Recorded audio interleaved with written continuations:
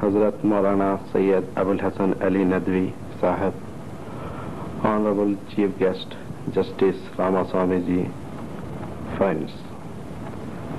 On behalf of the Payam-e-Insaniyat Forum Hyderabad, I feel greatly honored in extending my hearty welcome to you all, the distinguished participants in this meeting, constituting a glorious galaxy of eminent intellectuals, renowned scholars, noted educationists, seasoned administrators, and reputed writers belonging to all the communities of our beloved country. This is indeed a fine example of unity in diversity, symbolizing particularly the harmonious culture of Hyderabad Bhagyanagar right from the times of the founding of this city by the rulers of Qutub Shahi dynasty.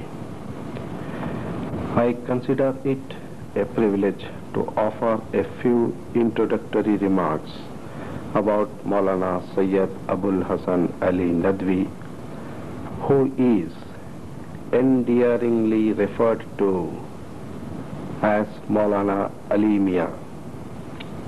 The Maulana, by all accounts, is considered the most respected Muslim citizen of this country.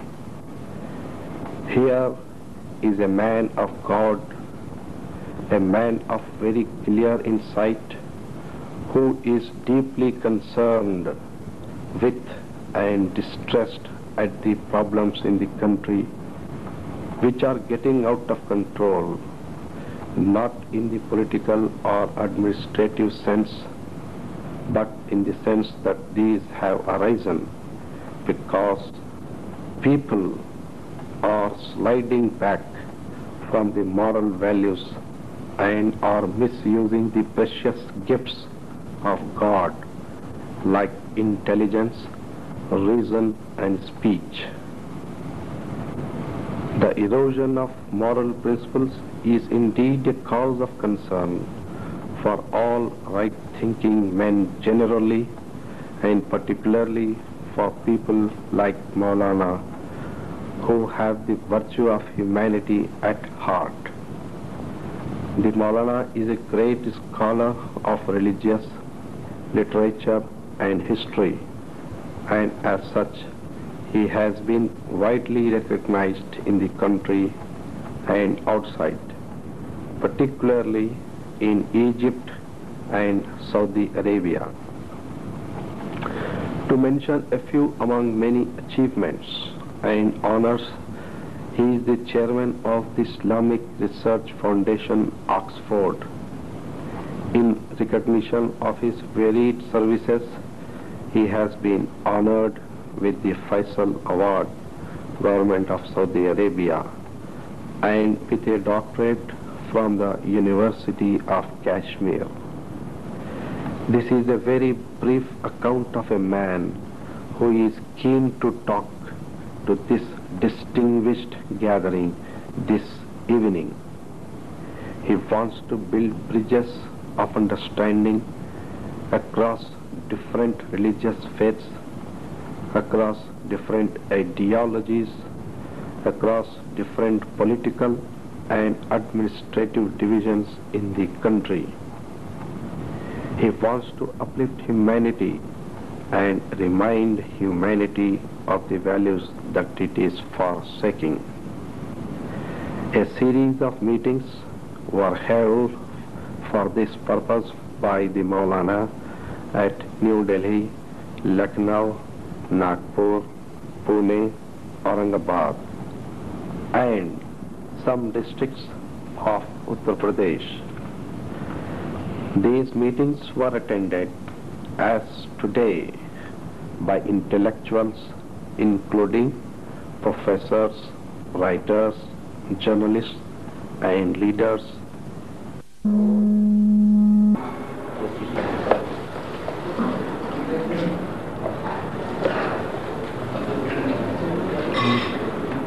بہت رحم کرنے والا ہے۔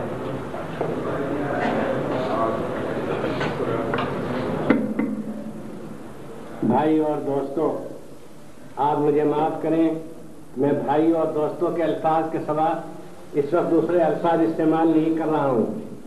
کسی stage پر یا کسی hall میں اگر مختلف خصوصیات اور اعزاز و امتیاز آنر رکھنے والے معزز حاضرین بڑی تعداد میں تشریف رکھتے ہوں تو ان میں سے ایک ایک کا نام لے کر خیر مقدم کرنا، ان کو ویلکم کرنا اور حاضرین جلسہ کو باخبر کرنا کہ ایسے معزز حضرات ہمارے اسٹیج پر تشریف رکھتے ہیں، نہ صرف نازک بلکہ خطرناک کام ہے کہ معلوم نہیں کسی ممتاز شخصیت کا نام رہ جائے یا اس کی شان کے مطابق القاب و آداب ذہن میں نہ رہیں۔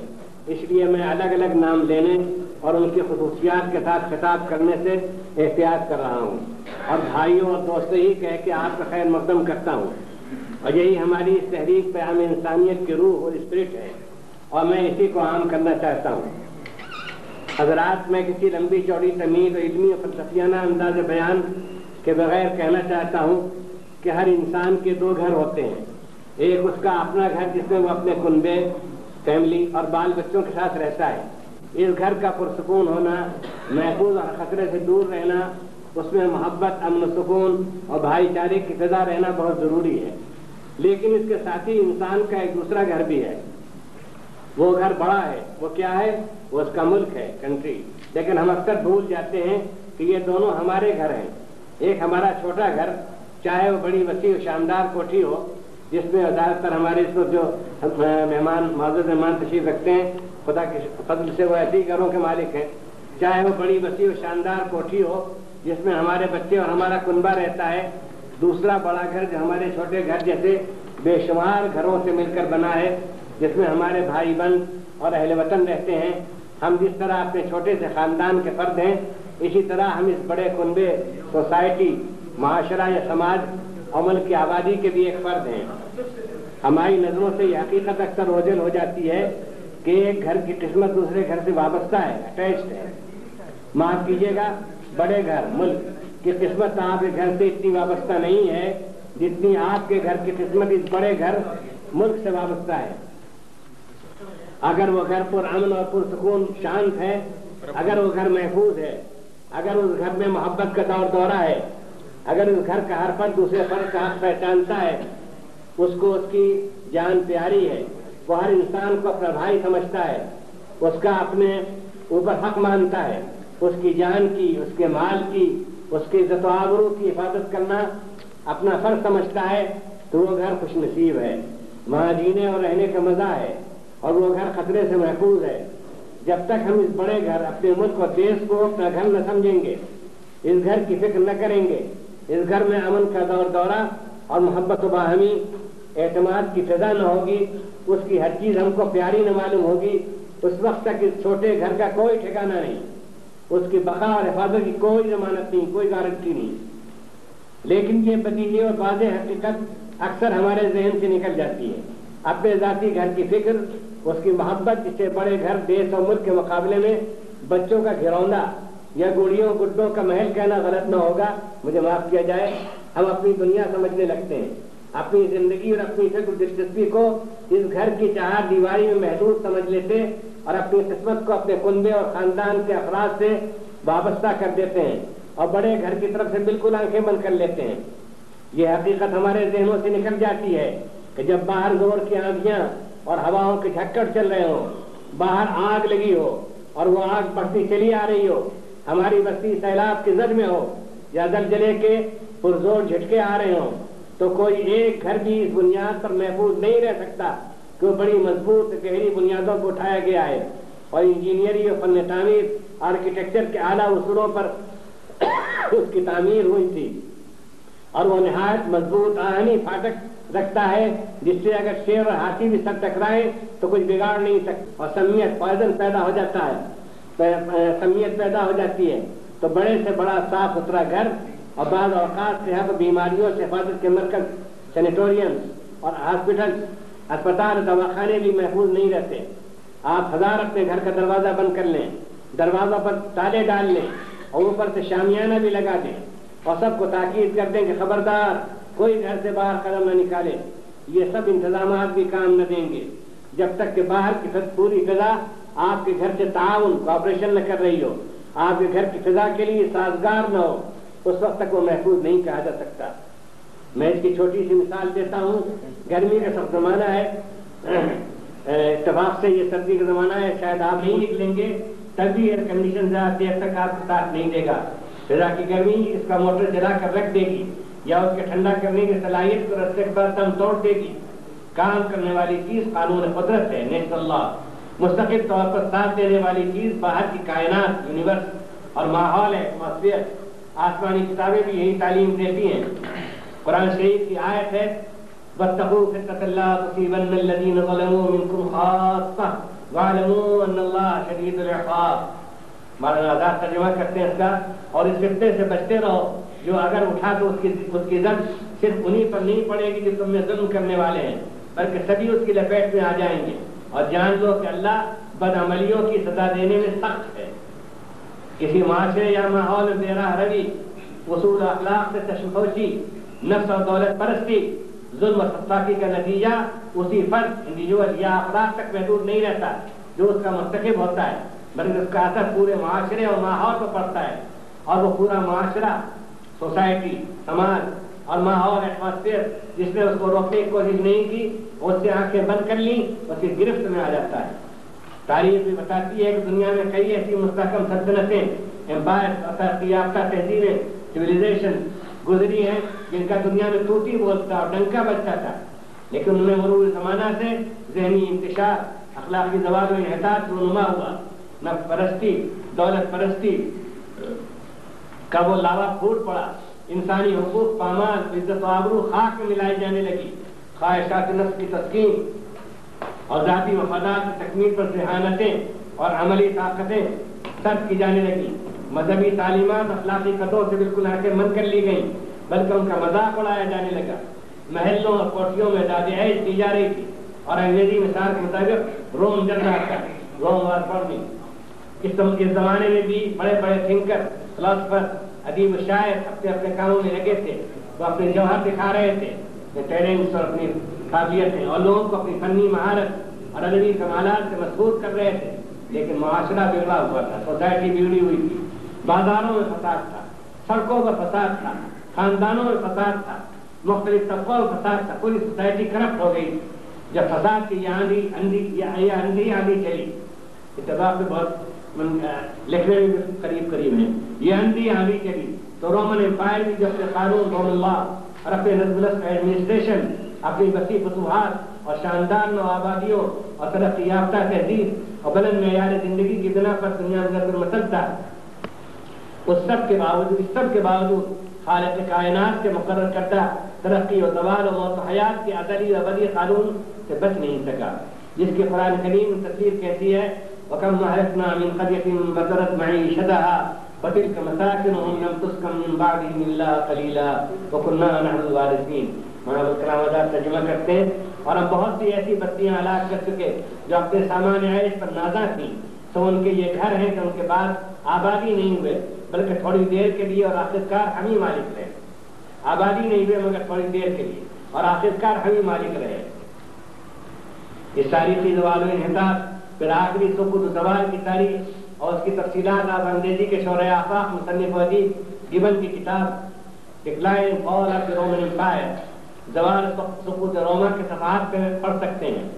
آج ہندوستان میں ہم اسی حقیقت کو نظر انداز کر رہے ہیں. میں دل پر ہاتھ رکھ کر پڑھ رہا ہوں اس کو, اور آپ بھی دل تھام کر سنیے. آج ہندوستان میں ہم اسی حقیقت کو نظر انداز کر رہے ہیں. ہمیں صرف اپنے گھر کی فکر ہے. اس وقت کا سب سے بڑا مرض وہ ہے جس کو ہمارے صوفی سنت لوگ اور شاعر نفسی یعنی میں کہتے تھے. ہر شخص کی انانیت دیکھو اتنی بڑھ گئی ہے کہ ساری اخلاقی قدریں, یعنی مارل ویلیوز, سارے انسانی اعتبارات اور سارے قومی ملکی مفادات پر سے پشت پڑ گئے ہیں. خود غرضی, مفاد پرستی کا ایک جنون پیدا ہو گیا ہے.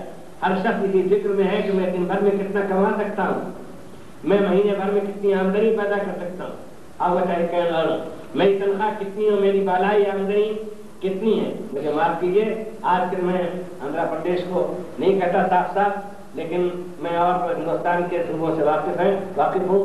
مجھے معاف کیجیے، آج کل بالائی آمدنی اصل ترجیح و فضیلت کا معیار کوالیفیکیشن ہے.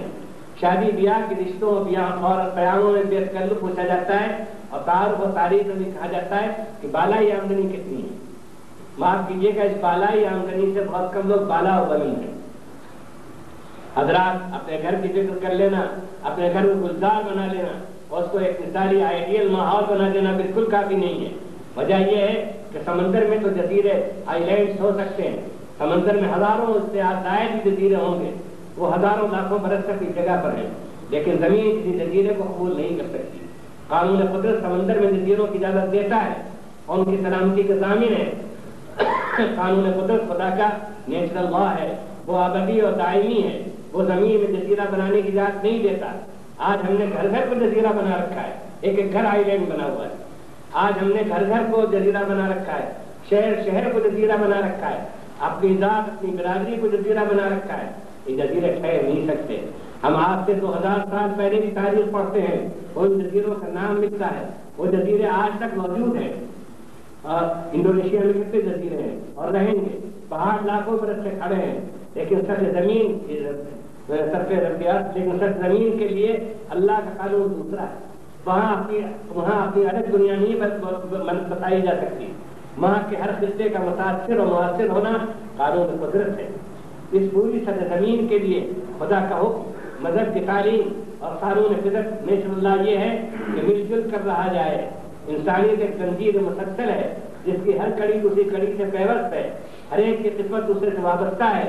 یہاں ہر ایک ہی وقت میں سائل اور رسول ہے، یعنی مانگتا بھی ہے اور دیتا بھی ہے. ہمیں سے ہر شخص دوسرے کا محتاج ہے، کبھی مانگتا ہے، کبھی یہ پارٹ ادا کرتا ہے اور کبھی دیتا ہے دوسرے کو، یہ پارٹ بھی ادا کرتا ہے.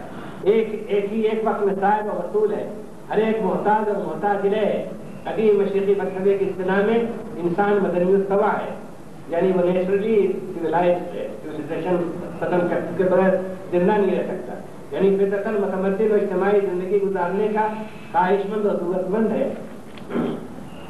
یہاں جنگل کی زندگی نہیں گزاری جا سکتی کہ ایک جانور دوسرے جانور سے سروکار نہیں اور ہر طاقتور کمزور کو شکار کرنے کے لیے تیار ہے. کوئی کام باہمی صلاح مشورہ اور تعاون سے نہیں ہوتا. ہر ملک ہر شہر کو ایک ایسے حساس شریف النفس پر محبت خاندان کی طرح رہنا چاہیے جو دوسرے کی تکلیف سے تکلیف اور دوسرے کی خوشی سے خوشی محسوس کرے. جہاں چمن کے پھولوں، مناظر قدرت اور جمالیاتی مذاہب اس سے آگے بڑھ کر اپنے سرمایہ و دولت اور سامان عزت و لذت سے بڑھ کر اپنے ہم وطنوں اور انسانی بھائیوں کے بچوں کو دیکھ کر خوشی محسوس ہو. جہاں اگر کسی ملک میں دوسرے گھر کے بچوں کو دیکھ کر خوشی نہیں ہوتی، سمجھیے کہ یہ صحیح نیچر پر نہیں ہے، یہ صحیح انسان نہیں ہے. بچوں کو دیکھ کر خوشی محسوس ہو بلکہ پیار آئے. میں نے ایک پریس کانفرنس میں کہا تھا، ناگپور میں جہاں ہمارے فارغ صاحب جہاں کے، میں نے ایک پریس کانفرنس میں کہا تھا کہ اس ملک کے متعلق آپ کا کیا خیال غالب ہو کہ معلوم نہیں کل انقلاب کیا پیش آئے، کل امن و امان کی حالت کیا ہوگی. کوئی طوفانی جھکڑ ایسا چلے کہ یہ کلیاں پھول بننے سے پہلے مسل لی جائیں اور کہنے والا حسد سے کہے حسد ان گنچوں کے ہے جو اب ان کھلے مرجھا گئے، حسد ان گنچوں کے ہے جو ابھی کھلے مرجھا گئے. یہ ایک ایسی انوکھی غیر معمولی اور استثنائی ایکسپشنل بات ہے جس کو باہر کا آدمی مشکل سے باور کر سکتا ہے. ایسا کیوں ہے؟ مختصراً اس لیے کہ انسانیت کو قدر و قیمت کا احساس نہیں، انسانیت کے رشتے سے یا خاندان ہونے کا اس کی طرف کشش چال اور میلان ہونے کا جذبہ نہیں، معصومیت، انسانی جمال و کمال سے لطف لینے، ملک کی ہر چیز کو ملک کی دولت سمجھنے اور اس سے فائدہ اٹھانے کی عادت نہیں. حالانکہ ہمارے اس ملک کو اس بات کا فخر ہے کہ یہاں وہ لوگ پیدا ہوئے جنہوں نے باہر کی دنیا کو بھی امن و محبت کا پیغام دیا. Message of humanity, message of love. اس ملک کے خمیر میں محبت ہے، پریم ہے. آپ اس ملک کی تاریخ پڑھتے ہیں، اس ملک کی تاریخ خالی مہابھارت نہیں ہے، رامائن نہیں ہے. اس ملک کی تاریخ میں محبت کی وہ داستانیں، آپس کے بھائی چارے، انسان و قربانی کی جذبہ چمکتا ہوا نظر آتا ہے. میں صرف دو تین باتیں یہاں کے صوفیوں کی سناتا ہوں. میں تاریخ کا ایک طالب علم ہوں اور اسی کے ناطے ان صوفیوں کے واقعات نقل کرتا ہوں. خواجہ فرید الدین کا شکر 6ویں صدی ہجری اور 12ویں صدی عیسوی کے ایک بزرگ ہیں. ان کے پاس ایک سبسپیشل ہے سیزن. ہر شہر کا ایک تحفہ ہوتا ہے. آپ حیدرآباد کا بھی تحفہ ہے، یہاں سے آدمی لے جا سکتا ہے، یہاں بھی تحفے دیے گئے. ہر شہر کا ایک تحفہ ہوتا ہے. وہ اس کے شہر کا تحفہ تھا، ایسی عزت جہاں قینچیاں بہت اچھی بنتی تھی۔ وہ بہت خوش تھا کہ میں حضرت کے سامنے اپنے شہر کی سوغات پیش کروں گا تو حضرت بہت خوش ہوں گے کہ بڑی کام کی چیز لایا اور مجھے دعا دیں گے۔ لیکن جب ان کے سامنے قینچی پیش کی گئی تو انہوں نے فرمایا یہ کیا؟ یہ ہمارے کام کی چیز نہیں، ہمارا کام کاٹنا اور پھاڑنا نہیں، ہمارا کام سینا اور جوڑنا ہے۔ ان کا مطلب دلوں اور تعلقات کو جوڑنا اور ملانا تھا۔ انہوں نے کہا ہمیں قینچی کی ضرورت نہیں ہے، تم ہمارے لیے تمہارے لیے سوئی لائے ہوتے تو میں سیتا، میرا کام سینا ہے، میرا کام پھاڑنا نہیں۔ انہی کے جانشین و خلیفہ خواجہ نظام الدین اولیاء نے، جن کو دلی والے سلطان جی کہتے ہیں، فرمایا کہ دنیا کا دستور تو یہ ہے کہ سیدھے کے ساتھ سیدھا اور ٹیڑھے کے ساتھ ٹیڑھا، لیکن ہمارے بزرگوں کا یہ کہنا ہے کہ سیدھوں کے ساتھ سیدھا اور ٹیڑھوں کے ساتھ بھی سیدھا۔ اور فرمایا کہ کوئی شخص ہمارے سامنے ایک کانٹا ڈال دے اور میں بھی کانٹا ڈالوں تو کانٹے ہی کانٹے ہو جائیں گے، اگر اس نے کانٹا ڈالا تو تم اس کے سامنے پھول ڈالو، پھول ہی پھول ہو جائیں گے۔ یہ بیان ہندوستان میں خاص طور پر دیا گیا اور یہاں باہر سے جو لوگ آئے انہوں نے اس کو زیادہ طاقت سرگرمی سے دیا، یہاں تک کہ اس کی خوشبو سارے ملک میں پھیل گئی اور پاس کے ملکوں میں پہنچی۔ اس وقت کی سب سے بڑی ضرورت یہ ہے حضرات، اور یہ پیام انسانیت کی تحریک کا خلاصہ ہے کہ وہ اپنے اس بڑے گھر کی فکر کریں۔ یہ ہمارا بڑا گھر ہندوستان، ہم اپنے اس بڑے گھر کی فکر کریں، اور اگر اللہ اور ہمت دے، حوصلہ دے تو ساری دنیا سمجھ لیجیے سب ہمارا گھر ہے۔ اگر ہم اپنے بڑے گھر کی فکر کریں اور یہ نہ سمجھیں کہ ہم آرام سے ہیں اور اصول و اخلاق کی زندگی گزار رہے ہیں تو پھر باہر دیکھنے کی ضرورت نہیں کیا ہو رہا ہے۔ پیغمبر انسانیت حضرت محمد صلی اللہ علیہ وآلہ وسلم نے اس کی ایک ایسی بلیغ اور واضح مثال کی ہے جس سے بہتر مثال کم سے کم مجھے نہیں ملی۔ میں لٹریچر کا بھی طالب علم ہوں اور ہسٹری آف فلاسفی کا بھی، مختلف ملکوں میں جو اصلاحی تحریکیں پیدا ہوئی اور ان سب کا میں نے امکانی حد تک مطالعہ کیا ہے، مجھے ایسی سمجھ میں آنے والی مثال نہیں ملی۔ آپ نے فرمایا زندگی ایک کشتی کی طرح، بوٹ زندگی ایک کشتی کی طرح ہے، اس میں ایک بالائی درجہ اپر کلاس ہے اور ایک زیرین درجہ لوور کلاس ہے۔ میں اس کو بھی رسول اللہ کا ایک معجزہ سمجھتا ہوں۔ عرب کے ملک میں نہ دریا ہے نہ نہریں، اس وقت کوئی ایسی بین الاقوامی بندرگاہ انٹرنیشنل پورٹ، کوئی ایسی بین الاقوامی بندرگاہ بھی نہیں تھی جہاں غیر ملکی کشتیاں اور جہاز آئے، جیسا کہ جدہ ہے۔ باہر کی دنیا میں بھی عام طور پر ایک ہی درجے کی معمولی اور سادہ کشتیاں چلتی تھیں۔ تاریخ یہ بھی ثابت ہے کہ آپ نے کبھی سمندر کا سفر نہیں کیا، پھر آپ سے بالائی اور زیرین طبقے کی مثال کیسے تھی؟ اپر کلاس اور لوور کلاس سب جانتے ہیں کہ جو لوگ اوپر اپر کلاس میں رہتے ہیں وہ بالا نشینوں کی طرح بلند خیال، بلند معیار زندگی کے لوگ اور ضرورت سے زیادہ حساس، خوددار، سینسیٹیو، معاشرتی الرجی بھی ہوتے ہیں، اور نیچے کے طبقے میں غریب، غربا، متوسط الحال لوگ سفر کرتے ہیں۔ آپ نے فرمایا کہ اس کشتی میں پانی کا انتظام بالائی حصے میں اپر کلاس میں ہے اور کہیں یہ سب مسافروں کو ملتا ہے۔ حصے زیرین کے رہنے والے بھی بہرحال انسان ہیں، پانی کے بغیر ان کا بھی گزارا نہیں، وہ اوپر جاتے ہیں پانی بھر کر لاتے ہیں۔ پانی کی فطرت ہے کہ وہ چھلکے، وہ یہ نہیں دیکھتا کون پاس بیٹھا ہے، یہ بڑے آدمی ہیں اس پانی نہیں گرنا چاہیے، یہ بے ادبی ہے، گستاخی ہے، چیف جسٹس صاحب بیٹھے ہوئے ہیں، بڑے اسکالر بیٹھے ہوئے ہیں، یہ بڑے ریلی عالم بیٹھے ہوئے ہیں، لیکن پانی نے منطق نہیں پڑھی، لاجک نہیں پڑھی پانی نے، لیکن پانی نے منطق نہیں پڑھی ہے۔ پانی جب گرے گا تو چاہے کسی ملک کا بادشاہ بیٹھا ہوا ہو وہ بھیگ جائے گا۔ پھر یہ بھی ذہن میں رکھ لیں کہ کشتی یا جہاز ہلنے والی چیز ہے وہ بھی، اور دریا سمندر مواج بھی ہے اور مسلاطین بھی، اس میں طوفان بھی آتے ہیں۔ برتن بھی ہر ایک کے پاس بڑا نہیں ہوتا، کوئی چھوٹا برتن لے کر آتا ہے یا جہاز ہلتا ہے، پاس بیٹھا ہوا آدمی مزے کی باتیں کر رہا ہے، انجوائے کر رہا ہے، تفریحی باتیں کر رہا ہے، کوئی شعر و شاعری مصروف ہے، لمبا سفر ہوتا ہے جہاز کا، کسی نے ابھی کپڑے بدلے ہیں اور قیمتی فرش پر جلوہ افروز ہے، پانی ادھر گرا ادھر گرا۔ ان بالا نشینوں کی اونچی پیشانی، بالا نشین کی پیشانی بھی اونچی ہوگی، ان بالا نشینوں کی اونچی پیشانی پر کتے کی شکن آ جاتی ہے، ان کو گرا گزرتا ہے، ایک مرتبہ ہو، دو مرتبہ ہو تو آدمی برداشت بھی کر لے، یہ تو روز کا کئی مرتبہ کا کام ہے۔ انہوں نے کہا کہ ہماری سمجھ میں نہیں آتا، انہوں نے کہا ہماری سمجھ میں نہیں آتا، ہم اس کو برداشت نہیں کر سکتے، کام ان کا پانی کا، پریشان ہم ہو، ہم پانی نہیں لے جانے دیں گے۔ اب یہاں کوئی پانی لینے نہ آئے، انسٹرکشن۔ نیچے کے درجے والوں نے یہ سنا تو کہا کہ پانی کے بغیر تو گزارا نہیں، اگر آپ ہمیں اوپر نہیں آنے دیتے تو آپ آرام سے بیٹھیے، خدا مبارک کرے۔ ہم نیچے ہی کشتی میں سوراخ کر لیتے ہیں، وہاں نیچے ہی کشتی میں سوراخ کر لیتے ہیں، وہیں بیٹھے ہی بیٹھے پانی بھر لیا کریں، رسول اللہ صلی اللہ علیہ وسلم فرماتے ہیں کہ اگر اللہ نے ان کو عقل دی ہے 12 نشینوں کو، اوپر رہنے والوں کو، اور ان کی شامت نہیں آئی ہے تو ان کی خوشامد کر لیں گے کہ خدا کے لیے ہمیں معاف کرو، ہم سے غلطی ہوئی، تم کشتی میں سوراخ نہ کرو، اس لیے کہ اگر کشتی میں سوراخ ہوا تو نہ ہم بچیں گے نہ تم بچو گے۔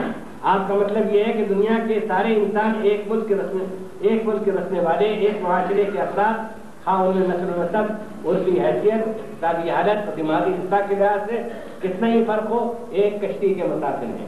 ہمارے یہاں اردو میں مطلب یہ بھائی ہم سب ایک جہاز کے مسافر ہیں، ایک کشتی کے مسافر ہیں۔ ہمارے ملک میں خود یہ محاورہ ہے کہ ایک کشتی کے مسافر ہیں، یعنی اگر کشتی پہ کوئی مصیبت آئے گی تو کوئی فرق امتیاز نہیں ہوگا اور بڑے چھوٹے سب ڈوبیں گے۔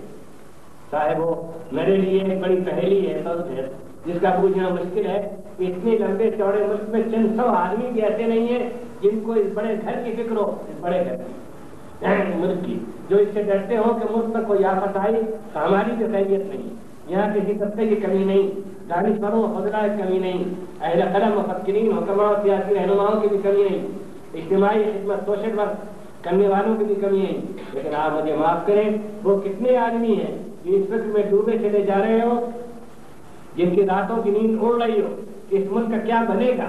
اس ملک میں کرپشن کا یہ حال ہے کہ آخری چیز جو کسی سماج کی خرابی کی دلیل ہو سکتی ہے وہ بھی یہاں شروع ہو گئی ہے۔ اس کی مثال یہ کہ غذاؤں میں ہی نہیں دواؤں میں ملاوٹ ہونے لگی ہے۔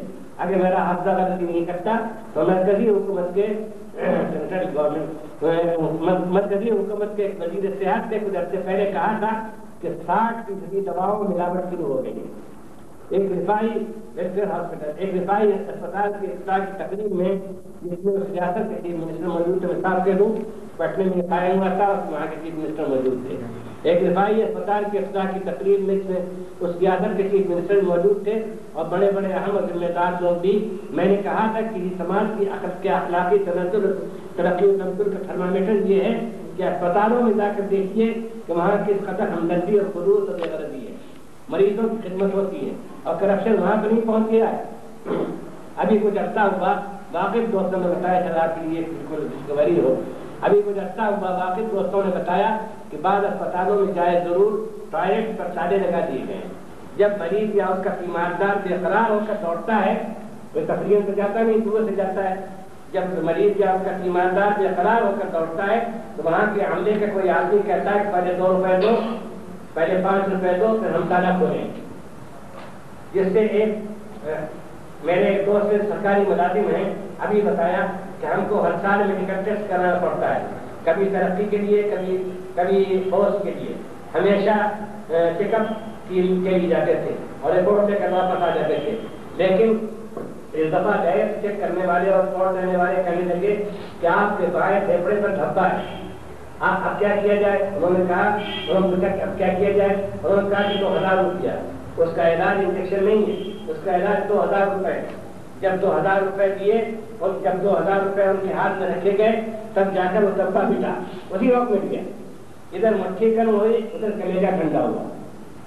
دیکھیے ان دونوں آزاد کیا تعلق ہے، ادھر مٹھی گرم ہوئی، ادھر کلیجہ ٹھنڈا ہوا۔ اس طرح وہ ملک کیسے چلے گا؟ اور زندگی کی تو بڑی چیز ہے، زندگی کیسے گزاری جائے گی؟ میں ریلوے ڈپارٹمنٹ اور اس طریقے سے یہ بجلی کا محکمہ ہے، ٹیلی فون کا محکمہ ہے اور آفیسرز ہیں، ان کے متعلق نہیں کہتا، لمبی کہانی ہے اور ممکن ہے کسی کو تکلیف پہنچے۔ میں یہ تکلیف کرتا ہوں اور اپنا مذہبی فرض سمجھتا ہوں کہ ہم مسلمانوں نے بھی اپنا فرض ادا کرنے میں کوتاہی کی۔ ہم کو ہمارے پیغمبر صلی اللہ علیہ وسلم نے تعلیم دی تھی کہ الراحمون یرحمهم الرحمن تبارک و تعالی ارحموا من فی الارض یرحمکم من فی السماء۔ رحم کرنے والوں پر بڑی رحمت کرنے والا خدا بھی رحم کرتا ہے۔ تم اہل زمین کے ساتھ رحمت و شفقت کا برتاؤ کرو، جو آسمان پر ہے وہ تمہارے ساتھ رحمت و مہربانی کا معاملہ کرے گا۔ ہندوستان کے مشہور شاعر حاجی نظم نے اس طرح ترجمہ کیا ہے، اس کا اس طرح ترجمہ کیا ہے: خدا رحم کرتا نہیں اس بشر پر، خدا رحم کرتا نہیں اس بشر پر، نہ ہو درد کی چوٹ جس کے جگر پر، کرو مہربانی تم اہل زمین پر، خدا مہربان ہوگا عرش بری پر۔ اگر ہم سے قیامت میں بھائیوں سے کہتا ہوں، اگر ہم سے قیامت میں سوال ہوا کہ اس ملک میں رہتے ہوئے تم نے کیسے ان خرابیوں کو برداشت کیا، سب سے پہلے تمہاری ذمہ داری تھی، تمہیں اس کے لیے اپنا سب کچھ داؤں پر لگا دینا تھا، یہ اس لیے کہ ابھی ہمارے پاس اللہ کی کتاب موجود ہے، رسول اللہ صلی اللہ علیہ وسلم کی سیرت و زندگی، آپ کی تربیت کی ہوئی نسل کارنامے اور خدمات کا ذخیرہ موجود ہے۔ اس ملک میں کثرت سے روحانی پیشوا، معلمین اخلاق، زہد و ایثار کی زندگی گزارنے والے اور انسانیت کا سچا درد رکھنے والے مسلسل پیدا ہوتے رہے۔ تم نے وہ محنت کیوں نہیں کی جو تمہیں کرنی چاہیے تھی؟ میں یہ کہنے میں کوئی حرج نہیں سمجھتا کہ اسلام ایک متعین عقیدہ اور ایک معین مذہب ہے، اس کے حدود ہیں، اس کا ایک قانون ہے، اس کی ایک شریعت ہے، اس پر عمل کرنا، اس کے مطابق زندگی گزارنا ہم سب کا فرض ہے۔ لیکن اس کے ساتھ ساتھ ہماری یہ بھی ذمہ داری ہے کہ ہم اس ملک کو بچائیں۔ ہمارے ہوتے ہوئے یہ ملک ڈوبے نہیں۔ ہم اگر کسی کشتی پر سوار ہے تو اس کشتی کو نہیں ڈوبنا چاہیے۔ یہ ہماری اور آپ سب کی ذمہ داری ہے اور قیامت میں ہم سے اس کا سوال ہوگا۔ آخر میں صفائی سے کہتا ہوں کہ ملک سو گیا ہے، مرا نہیں ہے۔ سویا ہوا شخص 100 بار جگایا جا سکتا ہے، مرا ہوا ایک بار بھی زندہ نہیں کیا جا سکتا۔ دنیا کی تاریخ بتاتی ہے کہ ممالک، معاشرے، سوسائٹیز، تہذیبیں، سویلائزیشن، ماحول، ایٹماسفیئر ہزاروں بار سوئے، ہزاروں بار جاگے۔ تاریخ یہ بتاتی ہے سونا عیب نہیں، سونا زندگی کی ضرورت اور علامت ہے، لیکن سونے کی ایک حد ہوتی ہے۔ رات بھر سوئیے، دن میں بھی سو لیجیے، لیکن سوتے ہی رہیے اس کی اجازت نہیں۔ خاص طور پر ایک ایسے زمانے میں جب زندگی کی دوڑ ریس بہت بڑھ گئی ہے، ریس بہت تیز ہو گئی ہے اور اب بہت بڑا مقابلہ درپیش ہے۔ اس وقت ساری دنیا میں ایک مقابلہ ہے، کمپٹیشن ہے۔ یہ مقابلہ خالی اقتصادیات، اکنامکس وغیرہ کا، تجارت کا، اقتصادیات کا، سیاسیات کا، فوجی طاقتوں کا نہیں، معاشرت پاور کا نہیں، مقابلہ اخلاقی بھی ہے، مہارت اور اصولی بھی۔ اس وقت ہمارے ملک کو اپنی اخلاقیات کی فکر ہونی چاہیے اور معاشرے کو بھی نمونے کا اور معیاری بنانا چاہیے۔ ہماری پیام انسانیت کی یہ تحریک نقار خانے میں طوطی کی آواز کہی جا سکتی ہے۔ یہ میں حیدرآباد میں بول رہا ہوں، سمجھتا ہوں کہ سب بھائی اس کو سمجھتے ہوں گے، بلکہ اس کا لطف بھی اٹھائیں گے۔ ہماری پیام انسانیت کی یہ تحریک نقار خانے میں طوطی کی آواز کہی جا سکتی ہے۔ لوگ کہتے ہیں، بعض مسائل دیتے ہیں کہ نقار خانے میں طوطی کی آواز سے کیا فائدہ؟ ہماری تحریک نقار خانے میں طوطی کی آواز کہی جا سکتی ہے، لیکن اگر طوطی کو کسی